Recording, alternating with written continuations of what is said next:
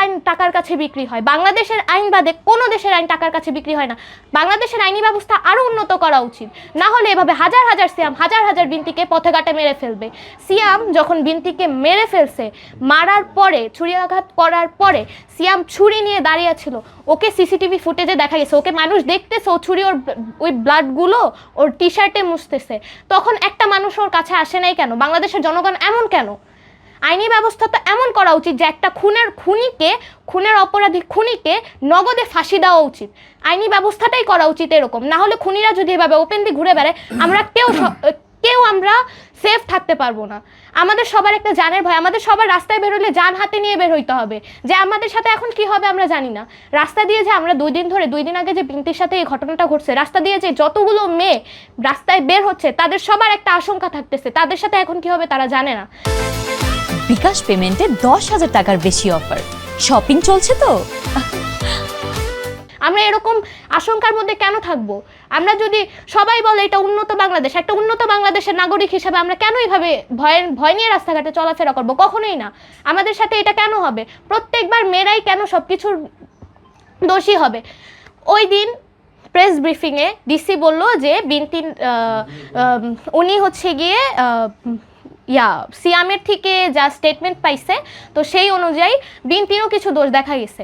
তো বিনতির যেই দোষটা, ওই দোষটা অবশ্যই তারা সিয়ামের হাতে সমাধান হওয়ার কথা ছিল না। বিনতি যদি দোষ করেও থাকে, সে যদি সিয়ামের সাথে কথা বলা অবস্থায় অন্য আরেকটা ছেলের সাথে কথা বলেও থাকে বা ক্লোজ হয়েও থাকে, সেইটা সমাধান করবে ওর বাবা মা। সিয়ামের কোনো অধিকার নেই এখানে যে সিয়াম ওকে খুন করবে। সিয়াম হচ্ছে ও কোনো ঠান্ডা মস্তিষ্কের বা ও কোনো স্বাভাবিক মানুষ না, ওর মস্তিষ্ক স্বাভাবিক না, ও সাইকোপ্যাথ। কারণ ও একটা মানুষ ওপেনলি খুন করে দাঁড়ায় থাকতে পারে। দ্বিতীয়ত সিয়ামের বাবার কথা বলবো, সিয়াম এখান থেকে খুন করে কাঁঠাল বাগান ওর বাবার বাসায় গিয়ে আশ্রয় নিতে পারছে। যতক্ষণে ও বিনতিকে আঘাত করে পালাইছে ততক্ষণে এই খবর পুরাটা সোশ্যাল মিডিয়া ভরে গেছে। আর বাংলাদেশে এমন কোনো মানুষ নেই যে সোশ্যাল মিডিয়া চালায় না। অবশ্যই সিয়ামের বাবাও এই খবরটা দেখছে। তখন কেন তিনি ওনার ছেলেকে আশ্রয় দিয়ে লুকিয়ে রেখেছিল, এটার উত্তর কি কারো কাছে আছে? উনি কেন পুলিশকে জানায় নাই? পুলিশের খুঁজে বের করতে হবে ঠিক আছে, কিন্তু পুলিশ কেন খবর পেয়ে খুঁজে বের করবে কেন? সিয়ামের বাবা যখন আজকে ওসি সাহেব বলল যে সিয়ামের বাবা কোর্টে নাকি ওর বিপক্ষে সাক্ষী দিয়েছে, কোর্টে গিয়ে এখন ওর বিপক্ষে সাক্ষীটা দিয়ে লাভ কি? প্রথম কেন সিয়ামকে ধরায় দেয় না? কেন উনি আশ্রয় দিয়েছিল? এটার কোনো উত্তর আছে? ওসি সাহেব আমাদেরকে কি বুঝিয়েছে? ওনাদের সর্বোচ্চ চেষ্টা করবে ওনাদের এতটুকুই। উনি বলেছেন উনি নাকি নিজে শিশু এবং নারী মন্ত্রণালয়ে গিয়েছেন, উনি মন্ত্রী সাহেবের সাথে কথা বলেছেন, মন্ত্রী সাহেব বলেছে উনি ব্যাপারটা দেখবে বলতে কি এখন বাংলাদেশের আইনি ব্যবস্থা কোনো মন্ত্রণালয়ের প্রতি আমরা এখনো নাগরিক হয়ে উঠতে পারিনি। হ্যাঁ, আমরা এই দেশে বাস করি, তবে আমরা এখনো আমাদের একটা অফিসিয়াল আইডেন্টিটি পাইনি। তারপরেও আমরা বলবো যে মন্ত্রণালয় এবং মন্ত্রীদের ওপর কোনো ভরসা রাখা যায় না, আইনের ওপর এখন কোনো ভরসা রাখা যায় না। কারণ উনি মন্ত্রী সাহেব নাকি বলেছেন যে উনি ব্যাপারটা দেখবেন বলতে কি উনি পরিবারের সাথে দেখা করতে আসবেন, সান্ত্বনা দিবেন, হয়তোবা কিছু অর্থ দিবেন, এতটুকুই।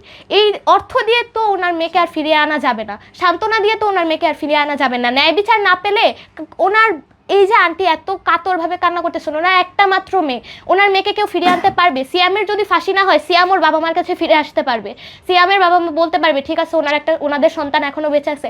আন্টি বলতে পারবে কখনো? এটার উত্তর কেউ দিতে পারবে? কখনোই পারবে না। তাই আমার সবারই এটা আইনি ব্যবস্থার উপরে আমাদের কোনো ধরনের এখন কোনো আস্থা নাই যতক্ষণ না আমরা একটা ন্যায় বিচার পাচ্ছি।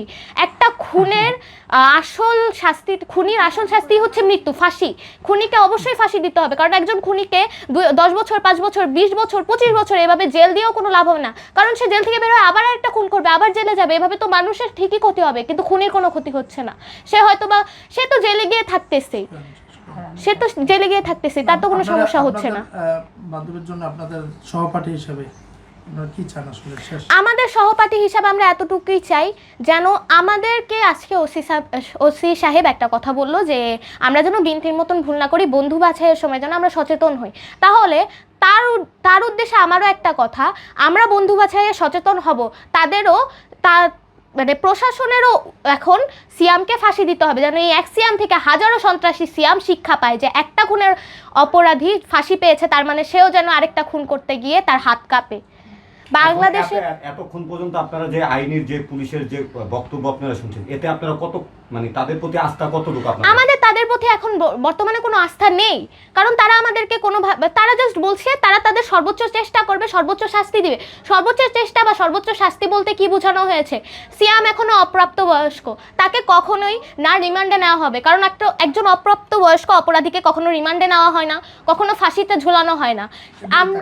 তো আমরা চাচ্ছি যে ওকে বর্তমানে সংশোধনাগারে রাখা হবে, হয়তোবা ওকে ওর প্রাপ্তবয়স হওয়ার আগ পর্যন্ত ওখানেই রাখা হবে, তারপর ওকে ছেড়ে দেওয়া হবে। দেন ওকে ছেড়ে দেওয়ার পর ও আবার বের হয়ে আরেকজন এরকম আরেকজন বিনতিকে এভাবে খুন করবে।